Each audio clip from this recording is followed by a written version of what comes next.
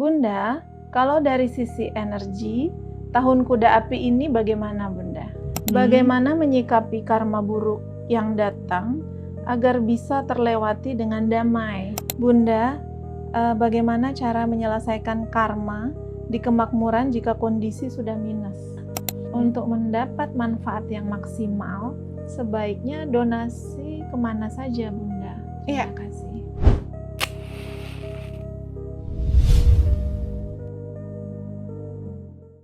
Ya, selamat sore buat yang ada di Indonesia, dan saat ini saya sedang di Wellington jam 9 malam. Jadi sudah malam ya. Dan hari ini kita live sharing bersama saya Bunda Arsaningsih, edisi yang ke-12 ya. Dan hari ini sangat spesial karena kali ini kita live bertepatan dengan tahun baru Imlek. Ya, kongsi pacai ya. Selamat tahun baru Imlek. Semoga apa yang menjadi harapan di tahun ini mewujud dan makmur berkelimpahan serta sehat selalu buat semuanya. Dan ini pun sebentar lagi kita akan menjelang puasa ya. Tentu Bapak Ibu juga mempersiapkan betapa indahnya bulan yang penuh berkah ini bagi kita semua. Karena tidak hanya yang merayakan Imlek saja, tapi juga yang Muslim juga mulai berpuasa ya. Ya, bagi kita semua sangat indah dalam proses bertoleransi. Hari ini saya sudah menyiapkan diri ya untuk merayakan Imlek. Kalau bisa dong angpau. Angpau. Ya harusnya saya yang berbagi angpau ya dengan para cucu, anak ya. Dan itu tentu prosesnya menyenangkan ya bagi beberapa. Tadi pagi saya sudah ditelepon sama anak saya. Mah, angpaunya gitu. Dan biasanya pun saya berbagi angpau untuk karyawan saya, walaupun saya tidak merayakan Imlek, tapi menjadi tradisi di kantor apapun perayaan agama-agama yang lain atau biasanya dirayakan, kita pun turut merayakan. Jadi proses bertoleransinya sangat baik ya. Kita menghormati semuanya karena bisa merayakan kebersamaan. Tentu karyawan Soul Team di Denpasar sudah nunggu nih angpaunya Bunda mana. Nanti ya kalau saya sudah pulang ke Bali, nanti kita bagi-bagi angpau. Ya, itu juga bagian dari proses tabur tuai. Ketika kita membuat bahagia, mensejahterakan orang-orang terdekat kita dengan berbagi angpau, itu juga berarti kita menanam kemakmuran ya. Jadi kita tidak boleh pelit-pelit. Kalau memang ada, kenapa enggak kita bagikan? Hukumnya adalah hukum tabur tuai. Jangan khawatir, pasti kita akan menuai lebih banyak. Jadi kenapa di tahun baru Imlek dibiasakan dengan berbagi angpau? Rasanya tidak hanya Imlek aja ya. Ketika Lebaran, nah Lebaran juga ada salam tempel semua. Minta ya istilahnya nenek memberikan kepada cucu-cucunya dan semuanya itu sangat indah. Ya, hari ini tahun baru Imlek kuda api dan saya sudah menyiapkan baju yang berwarna merah, bahkan bunga saya merah. Kali ini saya baru dapat juga cangkir merah. Loh, ini nggak kebetulan. Kita hunting tadi di kalau di New Zealand ini hospice ya. Jadi ada satu yayasan yang dimana menerima barang-barang yang layak pakai. Tidak hanya baju saja, mereka juga menerima alat-alat rumah tangga. Dan kita lihat tuh bagus-bagus banget. Ya, yang jualan juga sudah lansia semua, opa-opa, oma-oma, sudah sepuh, tapi masih semangat untuk berjualan, karena hasil dari berjualan pun akan didonasikan untuk perawatan paliatif lansia, ya. Dan orang-orang pun menyadari ketika mereka mendapatkan barang-barang yang mempunyai barang-barang yang sudah tidak terpakai, mereka pun ikhlas membagikan ke hospice tersebut. Kemudian mereka yang di sana pun dari yayasan itu menjualnya dengan harga murah dan terjangkau. Apa sih makna di balik ini semua? Mungkin sama juga berbagi kemakmuran. Ya, kalau kita kadangkala gengsi dong beli barang second gitu. Padahal cantik ya. Ini juga pas bunganya cantik. Kita baru hunting tadi dan kita dapat warna yang cakep sesuai dengan tema kita tahun baru Imlek. Tapi ada juga yang bilang, kenapa sih Bunda kok beli yang second? Kan Bunda bisa beli yang baru. Oh bisa, tapi ada satu pembelajaran yang saya dapat ya. Pertama gengsi ya. Kalau orang gengsi nggak bakalan masuk ke tempat orang yang menjual thrifting. Ya, harga dirinya wah bisa tersinggung dia. Tapi saya tidak, saya melihat dari sisi positif aja. Kalau memang saya membutuhkan dan itu ada dengan harga yang terjangkau, kenapa tidak? Ya, seperti ini masih cantik banget gitu ya. Dan kita juga butuh ya, kenapa tidak ini saya beli. Ya, tidak hanya itu, baju mungkin yang memang masih bagus, bahkan saya lihat juga beberapa tempat yang di Paris misalkan ya, ternyata banyak orang yang sengaja datang ke Paris hanya untuk membeli barang-barang second atau thrifting ya, karena ternyata memang di sana karena modelnya terus berubah, orang sebentar pakai kemudian dia jual lagi dan masih bagus-bagus, makin cakep, walaupun bermerek juga masih terjangkau ya. Jadi mungkin yang kita belajar untuk tidak gengsian ya. Jadi oke, kenapa tidak, asal itu bermanfaat. Ya bagi saya tidak masalah. Kemudian ada orang yang berpikir ya, dari dulu saya dikasih tahu orang tua saya nih, kalau belanja jangan beli yang second karena di sana ada energinya.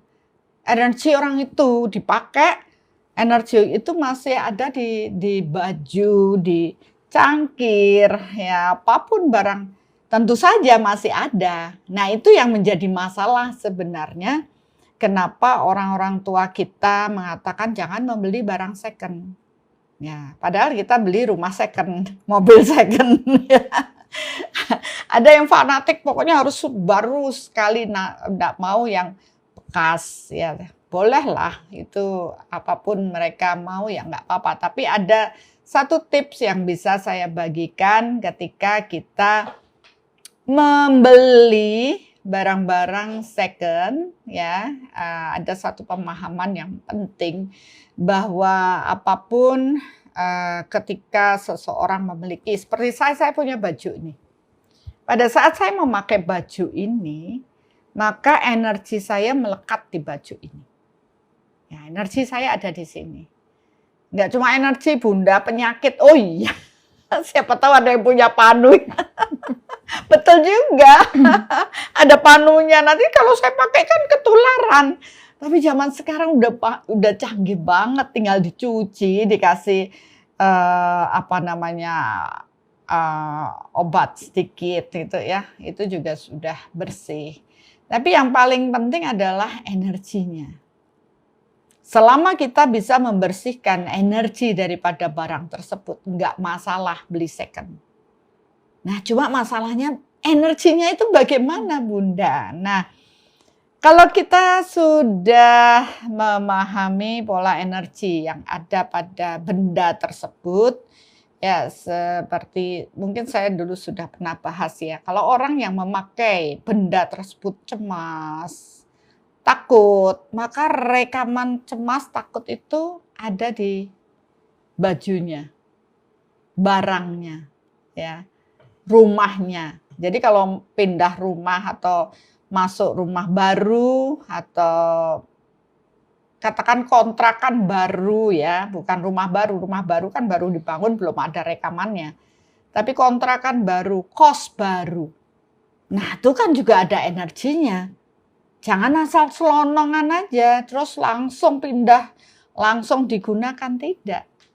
Ada tradisi yang mengajak kita untuk bersih-bersih dulu, bersihin energinya dulu. Ada beberapa yang mereka melakukan dengan doa bersama. Tujuannya apa? Bersihin energinya. Ya, tapi tidak semua bisa. Ya, saya ngelirik banyak juga yang ngasih gift ya. Terima kasih dong ya. Angpaonya berupa gift ya. Terima kasih. Nah, bagaimana caranya Bunda supaya energi itu tidak melekat di dalam energi yang melekat dari orang yang menempati ruang kos tersebut, tempat tidur atau apapun itu bisa bersih. Ya. Tentu itulah yang jadi masalah ketika kita membeli barang bekas. Ya. Jadi kalau dia masih berupa baju, gampang bersihkan energinya bisa dengan merendam dengan air garam. Air garam itu membantu membersihkan energi negatif. Tapi ingat, tidak maksimal. Kenapa? Karena kan kasihan juga kalau terlalu banyak garam, rusak juga bajunya ya. Oleh karena itu, yang paling pas adalah pahami energinya. Ya, belajar soul meter.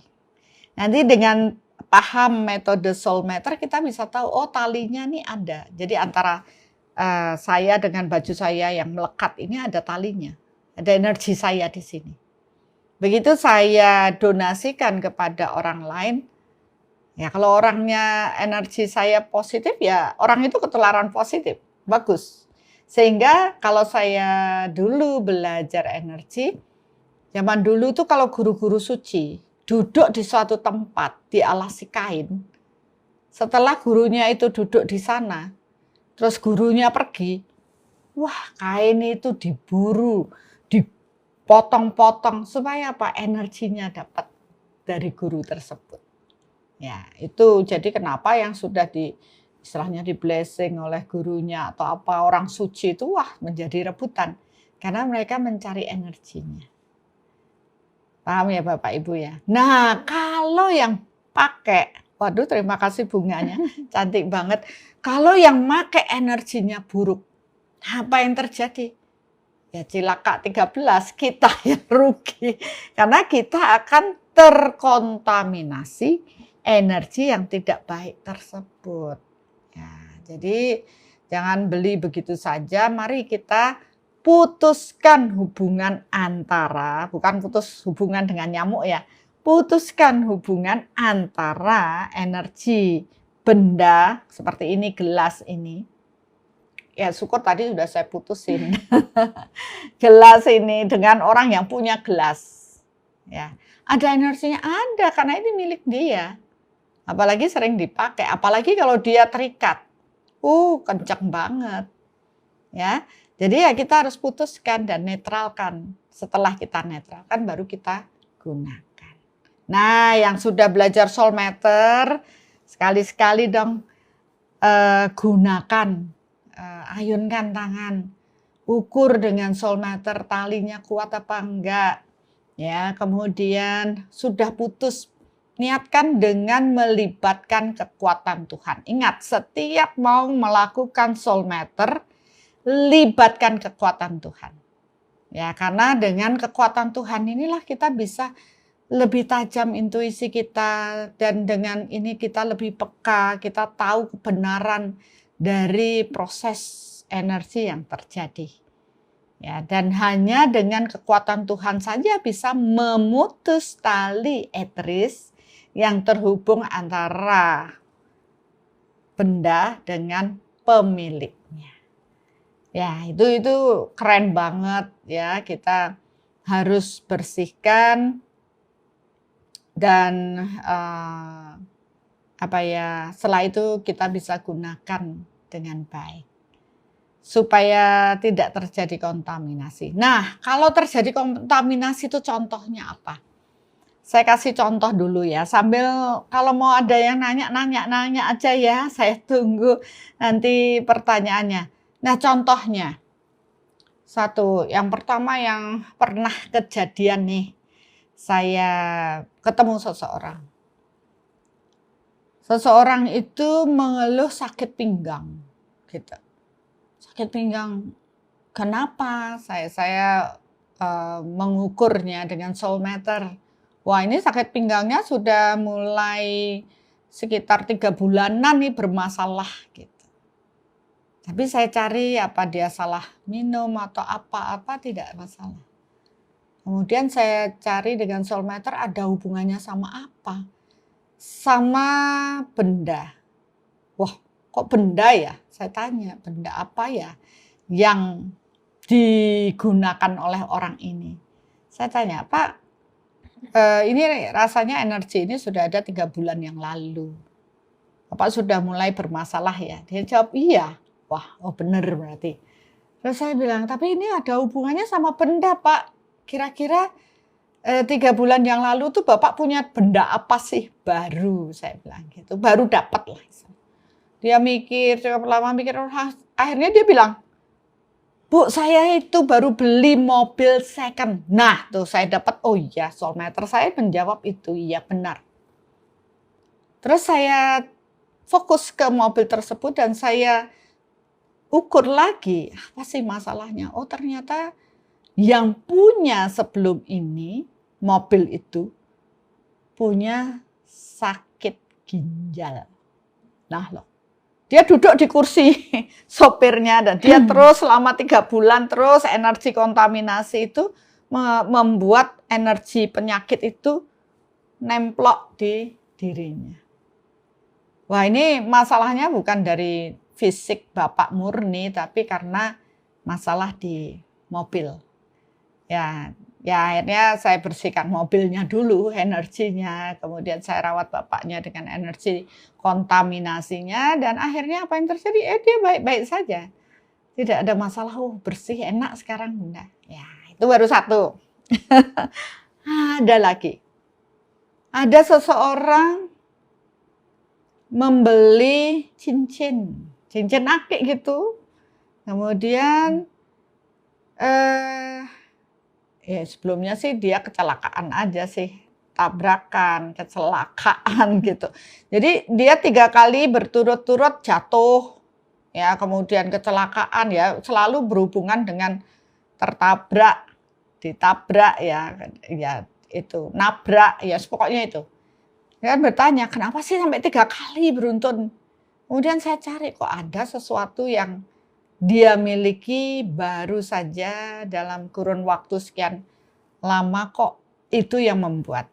Nggak taunya dia barusan beli cincin akik. Dan di akik tersebut ada program kecelakaan. Dan itu membuat dia terus ketarik kecelakaan terus. Karena itu sudah diprogram. Nah, kita tidak tahu, saya tanya dari mana belinya. Ya biasa, Bunda. Saya beli di pasar, akik di pasar ini. Dan di pasar itu dia dapat ternyata ada program yang dia dapat dari yang sebelumnya. Ya, itu yang terjadi. Wah, ternyata efek membeli barang bekas itu juga ada. Ya, bukan berarti tidak. Ada lagi orang beli kasur Tuh, begitu dia beli kasur, dia kok susah sekali tidur ya. Biasanya gampang tidur, ini kok susah sekali tidur. Nggak taunya orang yang tidur di kasur itu sebelumnya ya itu susah tidur. Begitu dia tidur di sana, dia susah tidur karena terkontaminasi oleh energi kasur. Ya mudahan itu cerita-cerita aja. Yang penting pada saat memulai sesuatu yang baru dengan benda yang baru atau rumah baru, kos baru, mobil baru, ruangan baru, tolong ingat, turunkan kekuatan Tuhan dengan doa ya. Kalau kita bisa ya bersihkan dengan cahaya cinta energi Tuhan. Itu yang paling pas. Sehingga kita akan aman, nyaman, ya tidak terkontaminasi oleh energi-energi negatif dari luar. Ya itu saja cerita saya ya, sambil menunggu teman-teman mungkin yang belum join, dan apabila sudah join ikutan dong, dan jangan lupa follow katanya. Pesan sponsornya begitu. Follow, nanti kita bisa ketemu setiap sharing bersama saya. Mungkin itu aja dulu.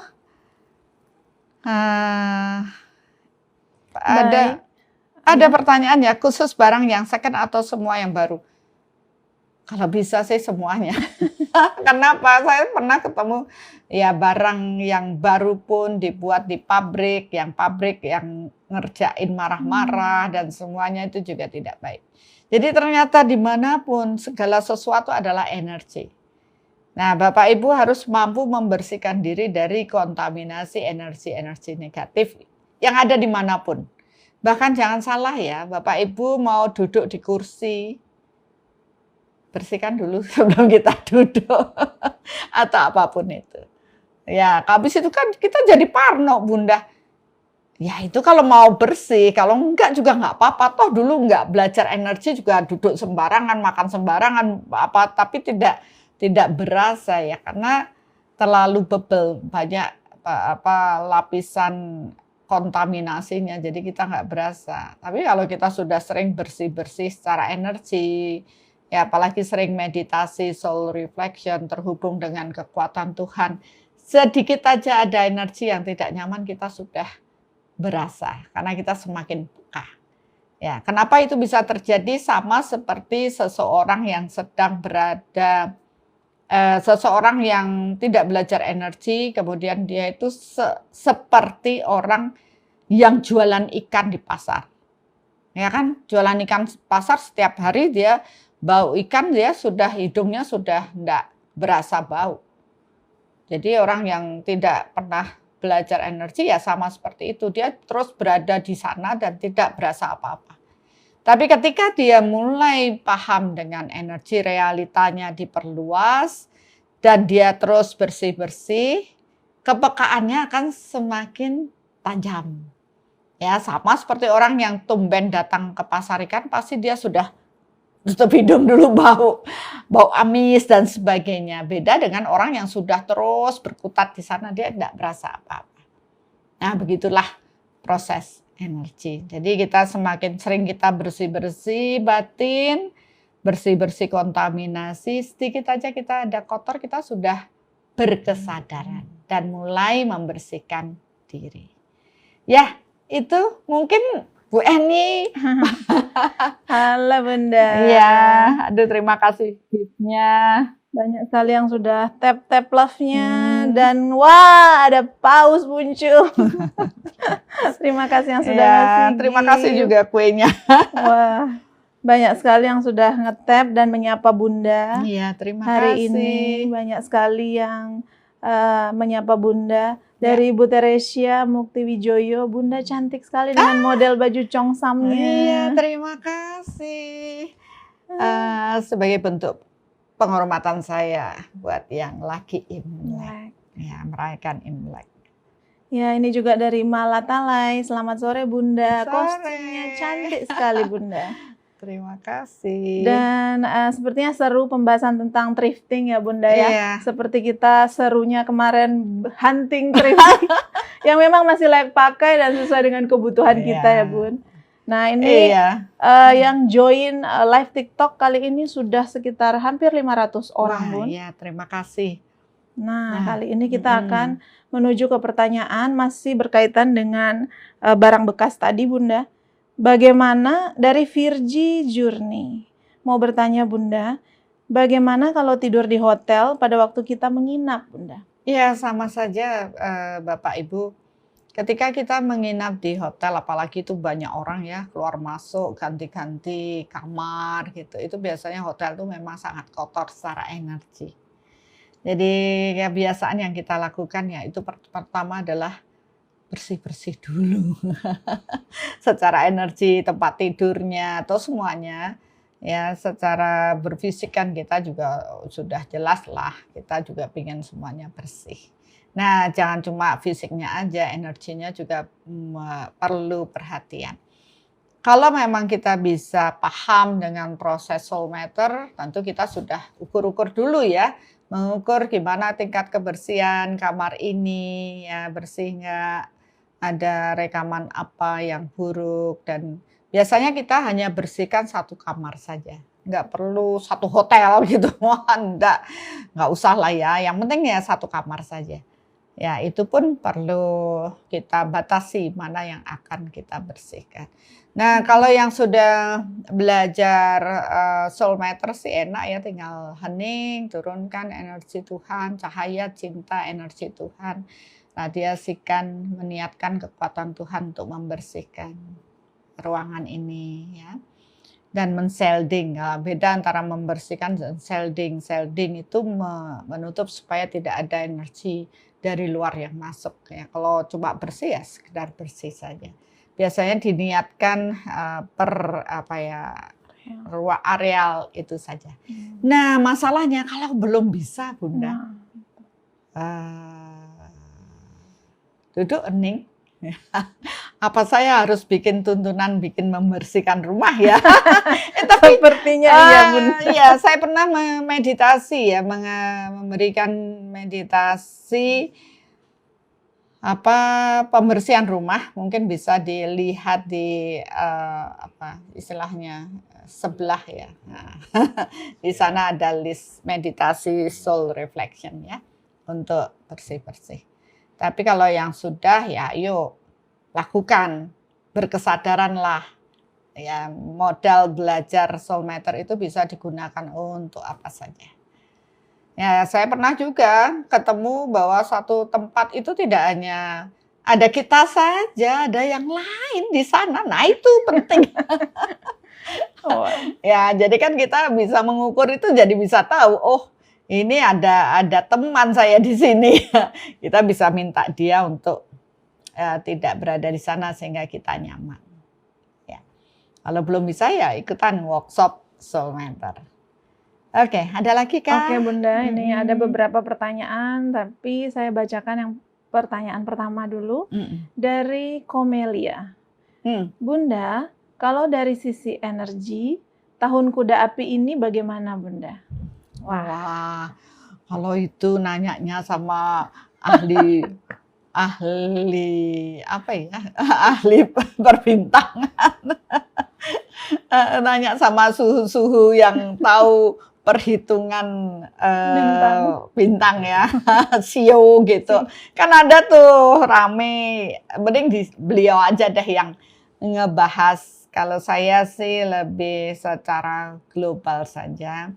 Kalau tahun 2026 ini ada proses pertumbuhan spiritual di bumi ini menjadi lebih kuat, gitu ya. Jadi mengawali dengan kuda api itu panas ya, bersifat kalau apinya besar membakar. Kalau kita tidak hati-hati mudah terbakar ya. Jadi kita harus benar-benar mawas diri ya untuk berdamai. Ya, dan kuda selalu dengan power yang kuat ya. Kalau saya sih tidak meramal ya, jadi istilahnya bagaimana dengan energinya saja. Ya memang saat ini kan lagi semua pada lari kencang ini, ya semua ada keinginan-keinginan yang kuat, tapi kan tetap kembali harus ada yang mendamaikan, menenangkan, menyeimbangkan. Ya, itulah saya mengajak teman-teman yang sudah berlatih di Soul untuk meradiasikan cinta, damai, dan aman. Ya, aman itu penting. Nah, kalau kondisi tidak aman dimanapun itu sangat memprihatinkan. Ya, tetap pada proses spiritual bertumbuh pasti ada chaos, ada hal buruk muncul dulu. Karena yang gelap dan terang ini kan tidak bisa menyatu. Tetap harus ada yang dimurnikan, dibersihkan, baru proses spiritual bisa bertumbuh. Ya, itu aja ya Ibu. Nanti lihat di yang biasa membahas sio saja. Biar nggak salah saya. Kira-kira Oke. ada yang disiapin, Bun, untuk tahun kuda ini, Bunda? Ada juga yang bertanya seperti itu. Apa Iya. yang perlu kita siapkan? Rasanya berdamai deh. Kondisinya memang ya tidak baik-baik saja, tapi ya kita harus bisa berdamai dengan kondisi ini semua. Dan tetap semangat. Kuda itu kan powerful dan semangat. Yakin bersama Tuhan kita pasti bisa. Ya, kita harus tetap semangat. Karma itu atau takdir setiap orang berbeda-beda. Ya, saya melihat ya ada orang yang baik ya dia akan baik, takdirnya baik ya dia akan baik walaupun kondisinya buruk alam ini. Ya ada bencana, ada perang, ada apa dia tetap bagus. Tapi kalau memang karmanya buruk, biarpun negaranya tenang ya karmanya dia ya buruk aja gitu. Takdirnya dia buruk, buruk aja. Nah sekarang kan tidak bisa tergantung dari tahun atau apanya. Bagaimana dengan karma atau takdirnya dia aja. Nah kalau kita sudah tahu itu, mari tanam kebaikan lebih banyak. Karena hanya karma baik kita atau amal perbuatan baik kita yang menolong diri kita. Ya itu saja. Oke. Ini ada pertanyaan lagi dari Lebon. Bunda, untuk tahun baru ini apakah ada pesan Bunda untuk kami? Apa masih yang tadi ya Bunda ya? Pesan itu ya yang sudah Bunda jelasin tadi ya? Ya, ya saya tidak itu tadi. Saya bersifat universal aja ya. Jadi setiap orang sibuk kalau tahun baru harus begini-begini. Kalau saya tetap pesannya cuma satu. Yang menentukan baik tidaknya adalah karma kita. Entah tahunnya apapun, mau tahun ini, mau ciong, mau apa, kalau kita itu tanamannya baik, pasti akan nerimanya baik, gitu. Orang saya aja sama nih, tahunnya udah dibilang, nanti akan begini-begini. Saya baik-baik aja, gitu. Karena saya tahu saya nanam baik-baik aja. Jadi tidak harus ramalannya sama. Untuk ini kan secara global ya. Jadi tetap secara mikronya ini yang menentukan diri kita sendiri. Baik kita tanam, baik juga yang akan kita tuai. Walaupun kondisi makronya buruk, ada perang, ada ini, ada itu. Kalau takdir kita baik, ya baik aja. Yang penting kita nanamnya baik. Tanaman baik itu ya dimulai dari sekarang, bukan nunggu sudah terjadi hal buruk baru nanam. Ya contohnya ya ini tahun baru Imlek, angpau, nalah ya, bagi-bagi angpau, berbagi cinta, undang-undang makan, merayakan dengan keluarga, itu kan bagian dari proses berbagi. Dari situ kita yakin nanti tahun depan kita akan menuai hal baik. Oke Bunda, ini sudah ada pertanyaan lagi dari Cica Mariska. Bagaimana menyikapi karma buruk yang datang agar bisa terlewati dengan damai? Iya, kalau karma semua orang itu pasti akan menerima, mengalami hal buruk. Ya, nggak ada yang baik saja. Ya, seperti saya nih banyak senyum, ketawa ketiwi, kelihatannya bahagia. Tapi benar kok saya bahagia. Coba diukur bahagia saya 10 poin. Ya, tapi bukan berarti saya tidak mengalami hal buruk. Ya, saya mengalami. Dulu saya mengalami banyak sekali hal buruk. Tapi saya yakin dan percaya bahwa itu akan lewat. Ya, karena saya tahu itu bagian yang harus saya terima. Yang penting saya ikhlas menerima dan saya yakin badai pasti berlalu. Kayak kemarin nih badai Wellington, wah sampai Angin ribut. ribut badai sampai kantor-kantor tutup, ada peringatan. Saya cuma hening, Tuhan saya berkati semua makhluk, damai semua. Apakah ini akan berlanjut atau ini? Ternyata begitu meradiasikan cinta lebih banyak, badai selesai. Ya. Semua akan berlalu sesuai dengan kelayakan kita menerima. Istilahnya tuaian kita. Ya, jadi Ibu tetap tenang, tetap damai, paham, ya ini memang harus saya terima. Tidak ada tapi-tapian, nggak ada penolakan, ikhlas. Nah ini saatnya belajar ikhlas. Ya, ini bukan suatu yang saya lakukan saat ini, tuaian dari saat ini, mungkin dari past life. Dan kita memang harus menerima untuk apa naik kelas.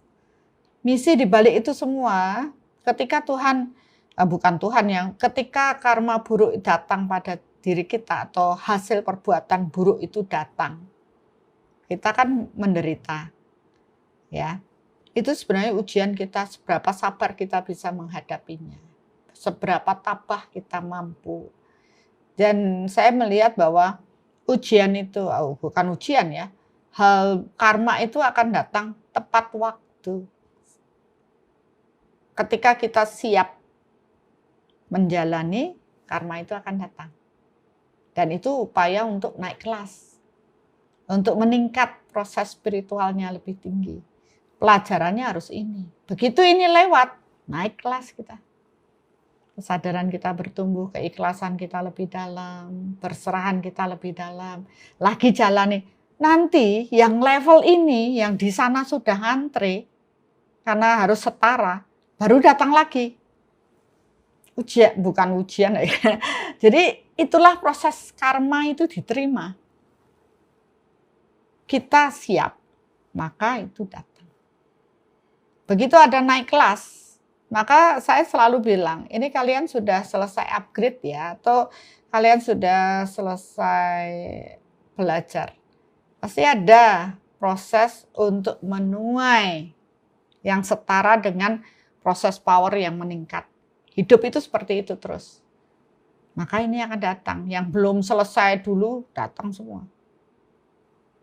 Harusnya kita kuat. Ada yang merasa, wah Tuhan memberikan cobaan, ujian. Tidak ada Tuhan memberi cobaan, ujian. Ini karena diri kita sendiri. Ya, kita harus menerima. Ikhlas. Begitu kita sudah ikhlas, selesai. Naik, sadarannya naik lagi. Lagi datang lagi. Kecuali jiwa-jiwa yang dulu sudah tidak banyak punya tanaman buruk, ya dia damai terus. Nah, damai gitu. Tenang. Kan kita menjaga kedamaian di dalam hati ya. Tenang. Yang penting saat ini jangan membentuk karma baru yang buruk. Itu saja. Jaga hati, tetap tenang, damai, yakin bersama Tuhan. Kita pasti bisa. Jangan cemas, jangan takut. Semua akan berlalu. Ya, yakin semua pasti lewat. Ya, gitu aja Bu. Karena saya dulu cuma itu aja. Nanti akan lewat Tuhan. Saya menerima, yang penting saya terima dulu ya. Paling jelek, iya saya terima Tuhan. Karena itu adalah diri saya, bukan karena orang lain. Jangan menyalahkan orang lain. Ya, ini saatnya kita menerima. Ikhlas, maka pelajarannya adalah ikhlas dan berserah. Nah, setelah itu ya lewat. Ya. Oke Bunda, ini masih Bu Cica Mariska menanggapi jawaban Bunda tadi. Bu Cica bilang sesuai dengan surat Yasin ayat 54, Bunda. Surat Yasin ayat 54 ini menegaskan keadilan Allah di hari kiamat, di mana manusia dibalas sesuai perbuatannya tanpa dizolimi sedikit pun. Tidak ada pengurangan pahala atau penambahan siksaan, melainkan balasan yang setimpal. Iya, betul sekali. Aduh, merinding saya. Betul sekali, Bu. Coba kalau di situ kan dinyatakan nanti kan gitu. Ya, di awal tuh tadi. Iya. Jadi kita kan memahaminya nanti setelah Di kematian di hari kiamat. Ya, kiamat kecil kematian. Ya. Nah, itu akan besoknya kan kita lahir lagi. Nah, disitulah kita akan mendapat. Nggak dikurangi, nggak ditambahkan. Jadi inilah milikmu yang datang saat ini. Terimalah. Maka jawaban Tuhan, ikhlaslah. Nah, ikhlas, bisa ikhlas kalau kita berserah. Kan itu aja. Kalau kita bisa di sana, lewat itu. Ya. Mudah-mudahan, Bu, semangat, pasti akan bisa kita lewati. Yang penting jaga hati. Jangan cemas, tetap bersyukur. Ya, bersyukur Tuhan. Orang di Indonesia kan selalu beruntung dan bersyukur. Sudah kecelakaan aja, untung nggak mati. Selalu beruntung. Ya, itu termasuk suatu proses syukur juga sih. Bersyukur, oh ya, walaupun mendapat buruk, tapi kan masih tidak seburuk yang lain. Itu namanya kita masih bisa bersyukur. Ya. Oke, Bunda. Ini ada pertanyaan lagi, Bunda. Beberapa pertanyaan, tapi ini saya bacakan dulu dari Raini. Berarti tepat sekali kemarin kita ikut kelas membuka hati agar menjaga hati damai di tahun ini ya, Bunda. Ya, betul sekali. Ada sedikit, ya memang di tahun kuda api ini serba cepat dan panas ya, membara dan ini. Jadi kenapa juga saya mengajak untuk bermeditasi, untuk kemarin dengan membersihkan radiasi cemas, takut, perang, kemudian bencana alam, kemudian satu lagi pandemi ya, penyakitnya. Karena ada 3 hal tersebut.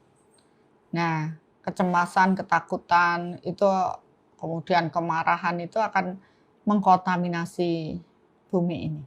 Jadi kenapa kita harus terus meradiasikan cinta, damai, aman. Ya, tambahkan aman setiap kita meradiasikan, sehingga kondisi apapun yang terjadi itu akan tetap menjadi damai. Ya, cinta. Ini kan sedang dikacaukan gitu. Nah, kita juga harus tangguh, teguh, setia bahwa kekuatan Tuhan akan membuat bumi ini penuh cinta, damai, dan aman. Ya, itu yang harus kita perkuat di tahun ini. Dan membuka hati, ternyata ketika kemarin membuka hati, Wellington ini langsung bereaksi. Badai setelah proses membuka hati. Mungkin energi Tuhan turun itu langsung bergolak ya, yang positif, negatif, ya istilahnya yang gelap-gelap ini bergolak karena cinta Tuhan turun lebih banyak di muka bumi ini. Ya syukurlah semua terkendali dan kita semua aman di Wellington ini. Sekarang udah nyaman kembali. Nah, ini Bun, ada komen tanggapan dari Bunda Nastri. Saat yang jatuh tempo datang, malah jadi bersyukur diberi kesempatan dan menjalani dengan sebaik-baiknya ya Bun. Ya, betul sekali. Ketika ada hal buruk datang pada diri kita, harusnya kita bersyukur. Bersyukur karena apa? Akhirnya itu datang. Ya. Dengan itu datang, kita tidak harus menunggu lama. Istilahnya menunggu di kelahiran-kelahiran. Jadi begitu datang, kita bisa selesaikan. Hutang kita berkurang. Ya. Terus ketika itu datang, kita itu sudah siap. Mungkin bagi yang sudah belajar soul matter itu sudah punya kesiapan batin. Karena dasar untuk terhubung dengan Tuhan sudah ada. Energi Tuhan sudah berada di dalam diri kita sehingga kita itu sudah Menerima. iya, siap menerima. Seburuk apapun kita punya kekuatan Tuhan di dalam, kita akan aman. Ya. Kalaupun buruk lah ya terimalah, wong itu kita yang menciptakan dulu. Kemudian saat ini kita tuh berada dengan orang-orang yang tepat. Kalaupun ada hal buruk, banyak yang akan membantu kita, membantu, paling enggak tidak membantu mungkin dengan duit, tapi mensupport kita. Itu harus disyukuri. Ya, banyak hal yang ketika kita bisa bersyukur pada saat yang terburuk, itu adalah suatu kondisi yang benar-benar berserah total. Ya, saya mengalami hal itu. Benar-benar saat yang sangat buruk terjadi. Yang saya lakukan adalah saya bersyukur, Tuhan, terima kasih. Akhirnya dia datang. Saya tidak berhutang lagi. Saya menerima dengan ikhlas. Coba Bapak Ibu lakukan itu. Saya menerima dengan ikhlas. Dan saya tidak anggap ini sebagai hukuman atau hal buruk. Ya, tapi saya bersyukur dengan ini hutang saya lunas. Itu. Ya, begitu itu bisa kita ikhlas, saya melihat masalah saya selesai. Tapi begitu saya gerundel, tidak selesai ini, itu panik, cemas ini, enggak selesai-selesai. Nambah masalah baru datang. Ya, jadi kalau Bapak Ibu punya masalah yang besar, jangan lari kemana-mana. Masuklah ke dalam diri. Minta maaf, memaafkan. Bersyukur pada Tuhan. Tuhan, saya, inilah dia apa yang saya tanam dulu, sekarang saya tuai. Saya menerima dengan ikhlas. Biarlah kekuatan Tuhan membantu saya agar saya bisa melewatinya dengan kuat. Ya, biasanya itu yang saya lakukan dan ya saya jalani. Memang harus prosedurnya begini begitu, saya jalani. Nggak taunya selesai. Ya, ini bukan ngecap ya, karena saya mengalami banyak orang yang mengeluh pada saya, misalkan waktu konsultasi, bercerita, wah nangis bombay dan sebagainya. Saya cuma tenang, saya diam, saya memahami. Terus saya coba ajak mulai berpikir. Dan saya memberikan contoh apa yang saya alami. Saya contohkan diri saya nggak mau nyontohin orang lain. Ya, karena saya sudah mengalami. Dan saya sudah melewati. Ada power yang ada pada diri saya yang berikan penguatan pada orang lain. Karena saya sudah mengalami. Dan saya lewat itu. Ya. Dan banyak orang akhirnya merasa bahwa, oh ternyata masalah Bunda itu besar sekali. Masalah saya itu cuma seperti butiran debu gitu. Enggak juga lah ya, mungkin kerikil gitu ya. Tapi saya batunya lebih gede. Tapi itu lewat. Ya, saya bersyukur saya lewat. Dulu saya pernah ada orang bilang, ya dulu awal-awal saya mengeluh, kemudian ada yang mengatakan pada saya, hidup kamu memang buruk. Tapi nanti suatu saat dari cerita kamu yang buruk, kamu akan menginspirasi banyak orang. Itu saya pegang. Berarti saya nanti, kalau saya sudah mengalami ini semua, saya tahu bagaimana prosesnya menyelesaikan dan semua, saya akan bisa membantu orang lain menjadi baik karena masalah saya. Ya, jadi, nggak taunya benar itu terjadi. Jadi saya sangat bersyukur pada orang yang telah mengatakan itu pada diri saya. akhirnya saya bisa kuat dan menghadapi masalah saya. Ya, saya yakin Bapak Ibu juga bisa. Jangan terlalu fokus pada masalah, mari fokus pada solusi. Jadi kenapa saya bilang soul is solution. Karena dengan kita tahu kesadaran jiwa kita, itu solusinya. Kita tahu mengenal diri kita, solusinya ada di situ. Ya. Kita seringkali tidak kenal diri kita kenal orang lain detail. Tapi diri sendiri itu jarang bisa dikenali. Nah, lewat metode soul inilah, metode soul matter inilah, kita bisa mengenali diri kita lebih dalam. Jadi kalau kita kenal, begitu ada hal buruk datang, oh ini saya lakukan dulu di past life. Sekarang dia datang. Kita tidak akan menolak lagi, kita tidak ada lagi. Karena otak kita sudah ada jawaban. Ya otak kita kalau nggak dikasih jawaban kan terus loncat. Tapi begitu dikasih jawaban, oh ini dulu saya yang nanem. Sekarang saya harus nerima. Diam otaknya. Ya ada pembuktiannya, ada energinya. Sehingga kita tidak lagi pikiran kita liar ke sana ke sini. Itu sebenarnya yang saya amati. Maka dengan mengenal diri kita akhirnya lebih tenang, lebih damai. Kita bertumbuh menjadi jiwa-jiwa yang tenang. Ya. Oke, masih adakah? Iya Bun, ini ada beberapa pertanyaan, tapi sebelum saya membacakan pertanyaan itu, saya bacakan dulu komen tanggapan dari Dayu Swastini. Iya Bunda, pas banget semalam baca buku Daily Soul Reflection, buku ketiga. Ternyata tentang belajar ikhlas menerima. Ya, itu hidup kita hanya itu aja. Ya, ikhlas menerima semua yang datang, amati, oh ini. Kalau sampai 2 kali, 3 kali berarti kita belum lulus. Berarti amati lagi, apa ya solusinya? Perbaiki diri. Ya, jangan hanya menyalahkan orang. Ayo koreksi batin kita. Pasti ya, saya terus ini kejadian lagi, berarti saya belum baik. Kalau ada terjadi pengulangan. Ya, jadi selesaikan, pahami, dan upayakan supaya lulus, artinya tidak terjadi pengulangan kembali. Oke Bunda, ini ada tanggapan juga dari Natali Oi. Ingat Bunda sering bilang, pada dasarnya hidup adalah penerimaan saja. Bersama Tuhan kita bisa. Ya, benar. Jangan merasa sendiri. Ya.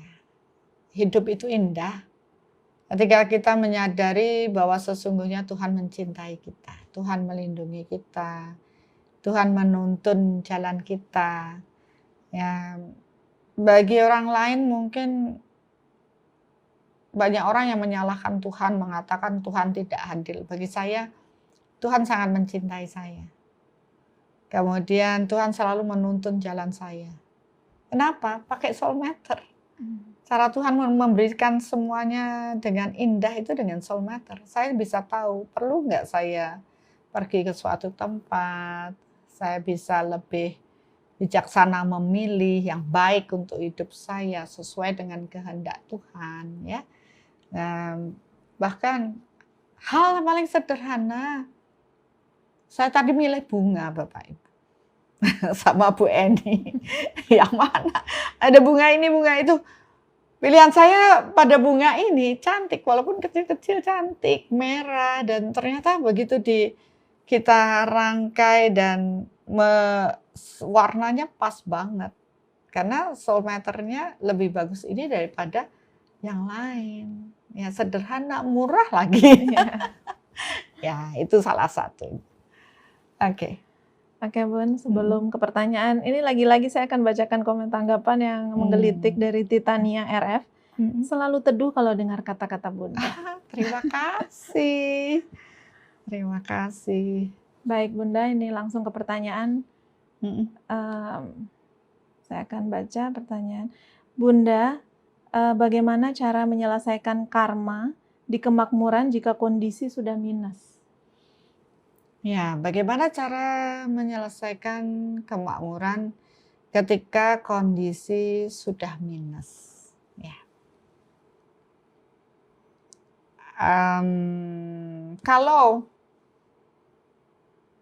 Kalau orang biasa, saya agak susah memberikan advice ya, istilahnya saran. Karena kondisi udah minus banget, mau nggak mau ya harus cuma bisa dijalani saja. Ya, nggak bisa ada upaya lain. Ya dia saatnya harus jatuh. Ya. Tapi kalau dia dipenuhi dengan pengetahuan, ditambahkan pengetahuan yang lebih baik, maka dia akan bisa memperbaiki diri. Yang pertama apa? Pikirannya dijaga, hatinya dijaga. Karena ketika orang itu jatuh dengan kemakmuran, kita lihat lagi sebab akibatnya. Mungkin dengan kemakmuran jatuh itu bisa karena pola gaya hidup. Ya, gaya hidup atau perhitungan yang kurang tepat berhubungan dengan kemakmuran. Misalkan bisnis ya. Bisnis kemudian mencari rekan bisnisnya nggak bagus, akhirnya ditipu. Bisa? Bisa. Akhirnya kemakmurannya jatuh. Kenapa? Berarti kan dia punya hutang kemakmuran dengan yang diajak berbisnis ini. Sehingga dia datang nagih. Nah, berarti apa? Di past life, dia punya tabungan kemakmuran yang buruk. Sehingga di kehidupan saat ini dia harus mengalami. Orang kejadiannya dulu, Bunda, saat kemakmuran saya 0 itu sekarang. Iya, 0 sekarang itu akibat dari perbuatan buruk dengan kemakmuran di past life. Sehingga tanpa disadari alurnya membuat dia harus menerima karma kemakmuran yang buruk. Takdirnya harus begitu.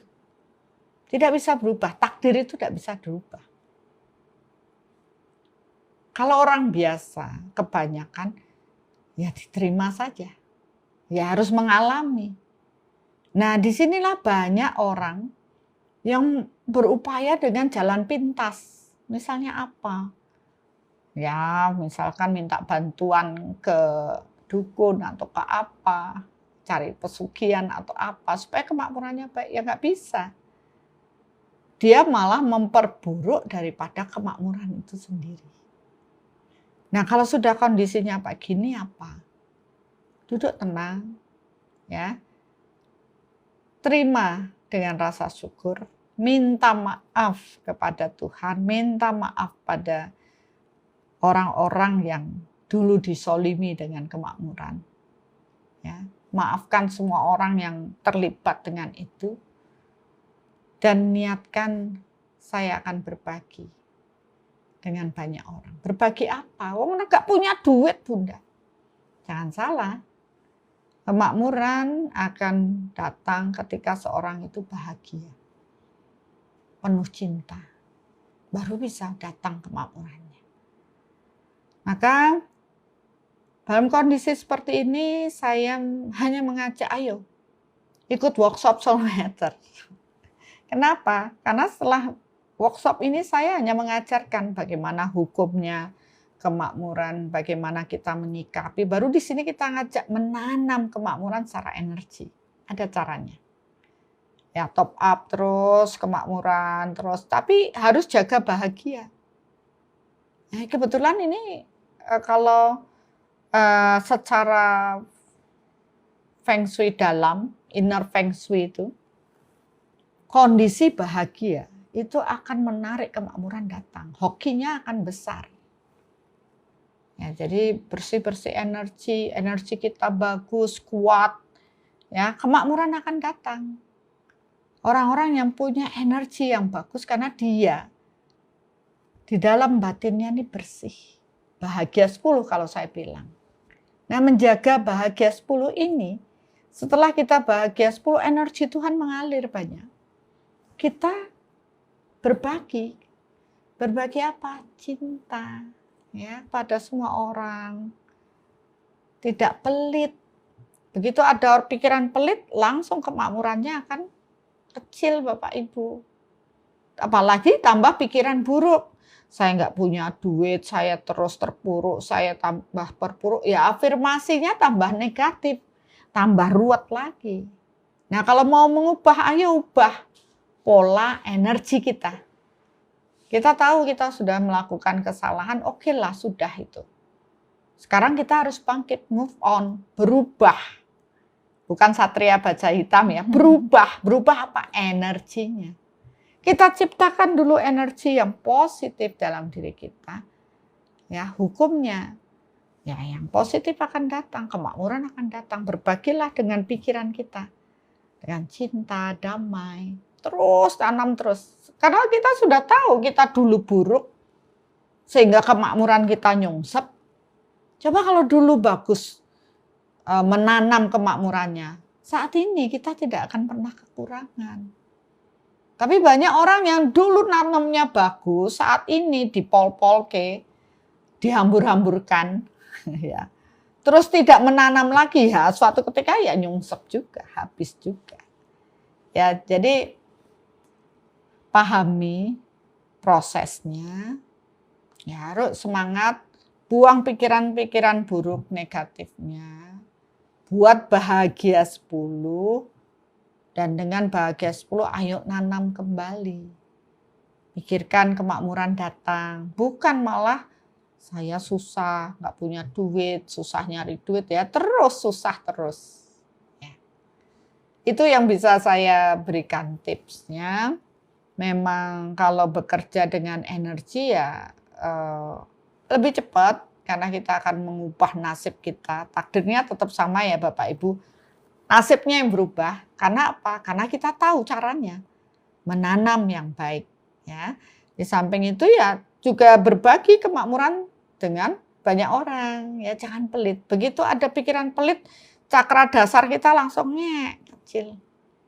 Begitu kita berpikir, oh nanti saya berbagi pada banyak orang.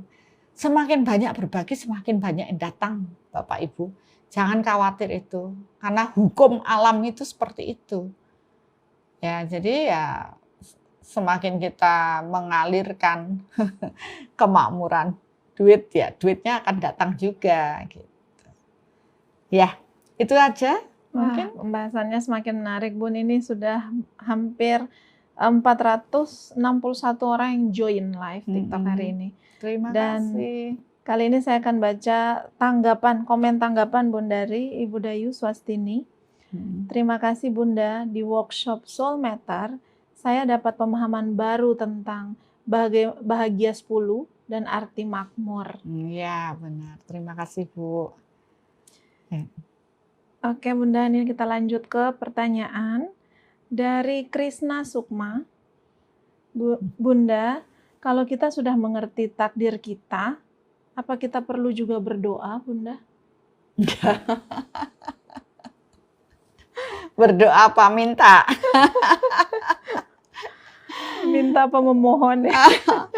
Meminta atau memohon. Nah, walaupun kita setiap hari berdoa, nah istilah berdoa itu yang bagaimana gitu kan.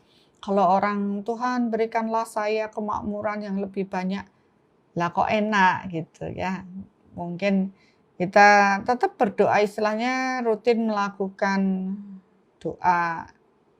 Kalau doa itu yang positif, Tuhan terima kasih. Saya bersyukur dengan kemakmuran yang telah datang pada diri saya. Ya, dan biarlah saya bisa berbagi lebih banyak kepada banyak orang. Banyak orang juga yang akan merasa bahagia dengan pemberian yang saya berikan. Agar apa yang saya bagikan juga akan menguatkan kemakmuran dalam diri saya. Karena hukumnya dengan memberi, kita menerima. Hanya satu yang perlu ditambahkan yang seringkali Bapak Ibu lupakan. Ketika kita berdonasi, tolong doakan donasi kita. Ya, kita perlu berdoa. Disitulah kita perlu berdoa. Doanya ya seperti yang sudah saya bagikan di meditasi soul reflection pada saat pemberkatan donasi. Karena mau nggak mau akan terjadi begitu. Istilahnya gini Bapak Ibu remaja nggak ngerti, istilahnya nggak ngerti proses hukum energi. Begitu Bapak Ibu berbagi, otomatis secara energi itu akan kembali.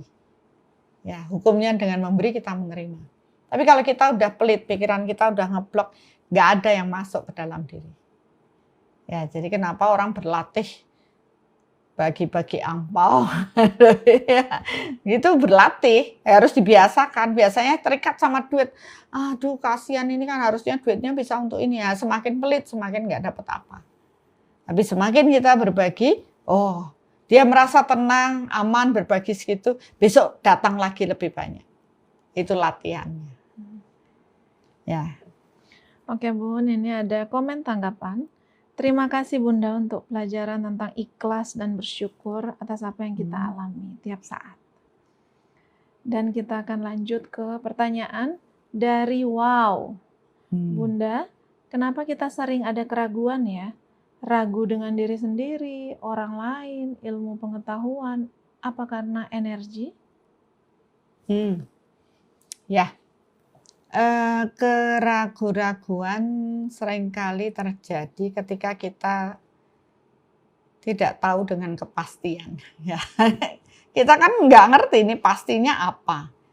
Ya, benar nggak? Kan itu jadi pertanyaan. Jangan-jangan gini, jangan-jangan begitu. Itu yang membuat kita ragu-ragu. Karena kita tidak tahu kebenarannya, tidak tahu hakikatnya gitu. Nah, proses soul matter ini, kita bisa mengetahui kebenaran itu, sehingga kita tidak perlu ragu-ragu dalam menentukan pilihan. Kita sudah tahu kebenarannya. Ya, tidak seperti memilih kucing di dalam karung ya. Kita bisa nyaman, bisa tahu semuanya dengan metode soul matter. Ya. Jadi kalau bisa ya, ayo belajar. Jadi tidak perlu ragu-ragu lagi dengan apa yang ada di alam ini. Karena semua di alam ini terukur ya, ada bentuk energi dan energi ini yang terukur dalam proses soul matter tadi. Oke Bunda, ini lanjut ke pertanyaan dari Cahaya Jiwa 19. Bunda, bagaimana membayar hutang kepada orang yang sudah tak bisa lagi kita hubungi? Membayar hutang tidak kepada orang yang tidak bisa dihubungi. Itu sudah meninggal atau belum? Nah itu. Tidak bisa dihubungi, nggak taunya dia sudah meninggal. Ya. Segala sesuatu berhubungan dengan niat atau pikiran itu adalah energi. Ya. Kalau kita punya teman atau kita berhutang dengan seseorang, tapi kita tidak bisa hubungi, maka niatkan saja bahwa sekarang saya ada, kalau memang itu berupa uang, saya punya uang sebesar ini, saya niatkan untuk membayar hutang saya. Seandainya nanti saya ketemu sama kamu, saya akan kembalikan dalam bentuk uang, kan gitu. Berarti kita simpan, nanti kita kembali. Kita berikan pada saat kita ketemu. Yang penting niatannya kita sudah sampaikan secara batin bahwa saya membayar hutang di proses itu. Paham ya Bapak Ibu, karena itu kan niat. Jadi secara energi kita sudah meniatkan dan ada uang sejumlah itu tentunya ya, kan itu sebagai niatan kita. Nah kalau nanti sampai tidak ada ketemu, mungkin uang sebesar itu kita bisa donasikan ke orang lain atau ke mana untuk dimanfaatkan dengan baik. Bisa dilakukan atas nama orang tersebut. Ya. Oke Bunda, ini ada beberapa pertanyaan lagi. Ini dari Cahaya Obong. Kalau kita berdonasi tapi tidak didoakan, apakah donasi itu tidak ada efek positifnya, Bunda? Ya, sebenarnya kalau didoakan itu kan kita paham proses barter, pertukaran. Ya, jadi proses pertukarannya tuh kita paham. Dengan energi kita doakan kan lebih fokus ke sana. Tapi kalau tidak, ya ada 3 hal yang berhubungan dengan proses berdonasi, yaitu sebelum, pada saat berdonasi, dan setelah berdonasi. Nah, kalau kita mendoakan itu kan sebelum, itu kita sudah paham bahwa hukum kita berdonasi, dengan memberi kita akan menerima, kita donasi ini kita berikan pada kemana untuk diri kita, untuk membebaskan hambatan kesehatan, hubungan, kemakmuran spiritual, bisa seperti itu. Jadi itu sebelum, ya. Tapi sebelum ini juga, sebelum berdonasi, kita yang penting perlu niatan yang tulus. Untuk apa, ya? Dan pada saat berdonasi kita harus melakukan dengan tanpa terikat. Ya, tanpa ada niatan, wah nanti kalau saya donasi nanti biar ditulis ya, oh nanti biar kelihatan nih saya sudah berdonasi, wah ini biar kelihatan saya kaya atau apa. Ya berarti niatannya udah nggak tulus gitu, itu sudah nggak terhitung dia. Tidak dianggap sebagai proses donasi yang baik. Nah setelah itu terikat nggak sama donasinya. Habis kita sudah berdonasi pada orang itu. Nggak taunya orang itu menggunakan uang kita untuk hal yang buruk, terus kita marah-marah. Salah.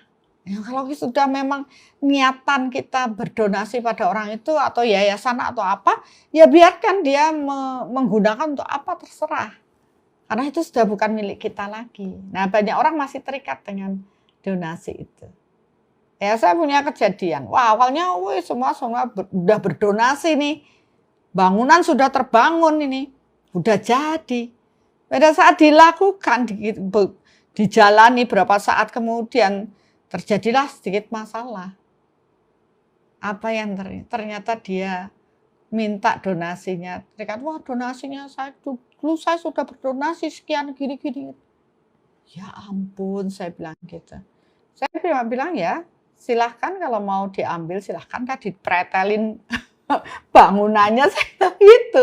Karena itu aneh ya, tapi ya itu nyata, ada orang yang terikat dengan donasinya. Ya, kalau kita ya sudah ikhlas, kan namanya sudah berdonasi, itu sudah berpindah energi, ya, berpindah energinya. Harusnya kita tidak terikat. Nah, 3 hal itu, walaupun kita tidak bisa memberkati donasi, tapi pada saat sebelum, pada saat berdonasi, dan sesudahnya kita harus benar-benar tulus dan ikhlas. Ya. Wah, Bunda. Ini ada dari Bu Ningrum, saya bacakan dulu komen tanggapan. Terima kasih Bunda, adanya live ini membuat saya menerima segala sesuatu yang datang pada diri dengan legowo. Ya, syukurlah Bu, saya juga ikut legowo juga. Ketika banyak orang punya masalah, sebenarnya mereka butuh penguatan. Saya juga merasakan pada saat saya benar-benar terpuruk, bahkan dihujat, ditinggalkan banyak orang, begitu ada orang aja yang cuma senyum sama saya, cuma bilang kamu bisa.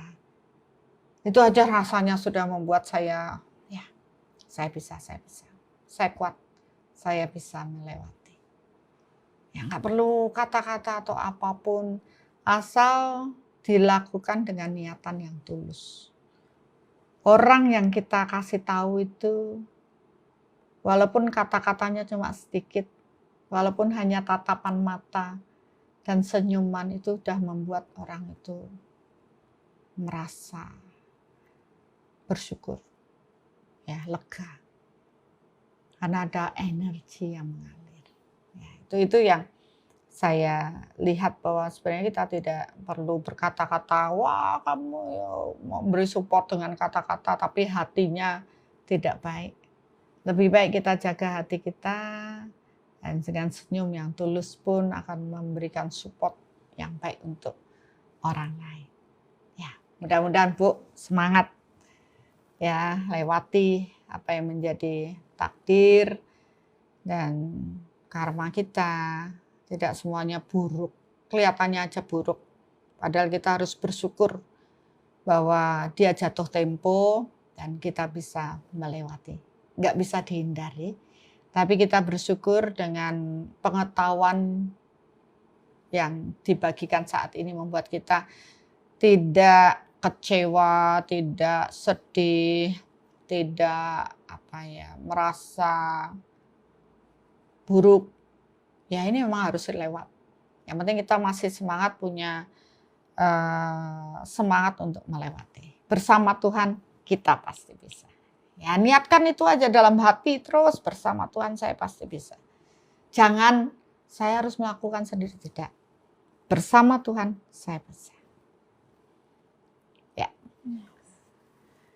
Nah, saya baca. Terima kasih gift-nya. Wah, macam-macam ya. Ada kelinci. Oke Bunda, ini saya bacakan komen yang menarik ini Bun, dari Nugreni Kristami. Apakah nanti akan ada kelas membuka kemakmuran? Nah itu. Ya, kemarin saya sudah sempat sounding sih. Kayaknya karena ada kebutuhan itu, saya akan buka ya Bapak Ibu ya.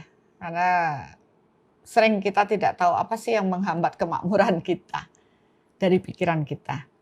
Ya, dari kelas membuka hati kemarin saya bersyukur bahwa dengan kekuatan Tuhan itu ternyata memang bisa membersihkan radiasi-radiasi pikiran yang negatif yang tanpa kita sadari kita ciptakan terus ya. Mudah-mudahan nanti dari tim menyiapkan untuk kelas kemakmuran. Jadi paling enggak bersih-bersih hati udah berhubungan dengan kemakmuran ya. Ditunggu saja nanti untuk umum ya Bun. Untuk umum ya. Oke Bun, kita lanjut ke pertanyaan selanjutnya dari Mai Putu.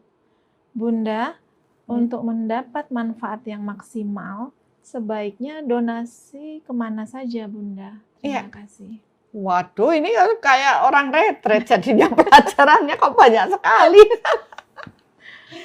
Ya, sebenarnya dari kemana sih ya kita berdonasi? Yang tepat. Yang tepat. Ya, berdonasi yang tepat itu kalau sebenarnya donasi yang paling tepat itu kepada orang yang membawa proses kesadaran spiritualnya bertumbuh. Ya, kalau orang-orang dulu bilang guru-guru spiritual. Karena dengan ajaran beliau kita bertumbuh kesadarannya menjadi lebih baik. Kemudian setelah itu tempat ibadah, ya kan tempat orang berkumpul. Makanya kenapa banyak yang mewakafkan untuk masjid atau gereja atau apapun gitu ya. Nah, karena tujuannya bukan ke di mana tempat itu digunakan oleh banyak orang untuk bertumbuh secara spiritual sebenarnya. Jadi pertumbuhan spiritual yang mana ya tentu yang bagus ya. Tidak akan baik kalau dipakai membangun tapi tidak ada digunakan gitu kan, percuma. Istilahnya tidak digunakan, padahal donasi itu untuk membuat pertumbuhan orang-orang yang spiritual ini bisa bertumbuhnya lebih baik. Kemudian setelah itu ke orang tua. Ya, orang tua, suami, istri, anak itu penting banget, keluarga, orang yang paling dekat dulu. Ya, itu penting itu, jangan ingin membuat bangunan yang besar tapi sama orang tua, sama anak, sama istrinya, suaminya keteteran. Wah, itu sudah enggak bagus juga. Nah, setelah itu baru orang terdekat, orang yang bekerja dengan kita, karyawan kita itu yang perlu dimakmurkan. Ya jangan cuma temannya yang senang, yang diajak pas temannya ubyang-ubyung naktir orang ke sana ke sini, tapi karyawannya diinjek-injek, enggak bagus juga. Malah kalau bisa makmurkan karyawan kita karena ada karma dia bekerja dengan kita. Jadi kita pun harus memakmurkan karyawan atau orang yang bekerja dengan kita. Nah kalau itu sudah tercukupi, dimakmurkan dengan bagus, baru kita keluar. Ya, itu yang orang tidak pahami ya, orang yang bagian yang paling dekat yang membuat proses kita bertumbuh secara spiritual. Wah, okay. Bunda, ini sebelum ke pertanyaan, saya tertarik. Banyak sekali yang mengirimkan rasa cinta kepada Bunda. I love you Bunda. Banyak sekali love you Bunda. Ini dari Melati. Terima kasih Bunda. Tuntunan Bunda membuat saya semangat menjalani hidup. Love you Bunda. Banyak lope-lopenya ya. Terima kasih. Terima kasih. Oke. Iya, nggak berasa nih sudah berapa lama ini. Iya. Kita sudah jalan berapa waktu? 15 menit lagi. Maksudnya dari berapa menit sudah jalan ini? Ya. Bapak Ibu masih mau lanjut apa udahan ya? Tanpa terasa sudah berapa lama sih nih? Saya ngomong aja dari tadi. Sampai 1,5 jam. Hampir 1,5 jam ya, nggak terasa. Nggak terasa. Ini Bunda, kalau diterusin nggak selesai-selesai. Ada yang ngomong lanjut, Bunda lanjut. Aduh, banyak sekali yang ngomong lanjut. Di sini sudah malam ya. Ini sudah jam berapa nih? Setengah 11. Wow. Sudah 22.32. Di sini sudah setengah 11 guys. Sudah saya harus tidur guys. Tim saya sudah ngantuk di sini. Bunda, like-nya sudah lebih dari 1,2. Wah, terima kasih hari ini hari yang luar biasa. Oke, kita selesai. Kita sudah berbagi dengan banyak hal ya. Saya bersyukur Bapak Ibu join dan ikut belajar yang sederhana.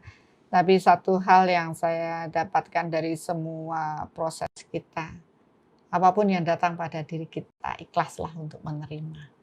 Ya, dan tetap kita harus punya harapan yang baik, tapi imbangi dengan pikiran yang baik. Jangan hanya doanya baik, harapannya baik, tapi pikirannya buruk. Sama aja afirmasi kita buruk, nanti buruk yang datang pada diri kita. Jadi kenapa tadi pertanyaan doanya gimana? Ya kalau doanya minta-minta ya jangan ya, berdoa tidak untuk minta ini minta itu, tidak. Lakukan, amalkan ya, amalkan perbuatan kita dengan baik ya, karakter kita baik, maka kebaikan akan datang pada diri kita. Dan bersyukur untuk hari ini, mudah-mudahan ke depan lebih baik lagi. Tidak ada yang instan dalam proses pertumbuhan spiritual atau bertumbuhnya kesadaran. Kadangkala orang masih terbebani oleh karma di masa lalu. Ya, padahal sudah tahu nih, saya sudah tahu Bunda 10 tahun yang lalu, tapi kok kenapa saya baru ikut workshop ya setelah 10 tahun? Ya nggak masalah, karena memang jalannya harus begitu. Ya syukur dengan pembelajaran lewat TikTok ini, sebenarnya saya memberikan kesempatan dan ruang bagi yang belum ikutan workshop bisa ya paling enggak punya tips lah ya, solusi untuk kehidupan dan lebih semangat, dan niatkan oh ya nanti saya ikut workshop, karena itu perlu niat. Kalau niatnya kuat sampai di workshop, tapi kalau tidak ya enggak gitu. Masalahnya kan nanti yang dibagikan di workshop adalah bagaimana kita bisa mengenal diri, maka kita mengenal Tuhan. Bonusnya soulmeter. Jadi kita bisa mengukur semua radiasi energi. Karena Tuhan pun dalam bentuk energi. Kita kenal diri kita secara energi, maka kita akan mengenal Tuhan kita secara energi. Ya, itu saja untuk malam hari ini. Kalau tidak malam aja, di sini malam tak jabani dah. Tapi karena di sini sudah setengah 11 malam, terpaksa kita akhiri malam hari ini. Terima kasih yang sudah like ya. Terima kasih yang sudah memberi bunga-bunga kecantikan dan juga gift-gift yang lain. Biarlah semua kembali berlipat ganda kepada pemberi gift. Ya, sekarang bukan pemberi donasi, pemberi gift. Untuk tentunya untuk proses pertumbuhan spiritual yang lebih baik lagi. Sampai jumpa di lain waktu. Mudah-mudahan kita masih ada di Wellington. Mudah-mudahan ada waktu. Ditunggu ya. Selamat malam. Selamat sore di sana. Acara ini dipersembahkan oleh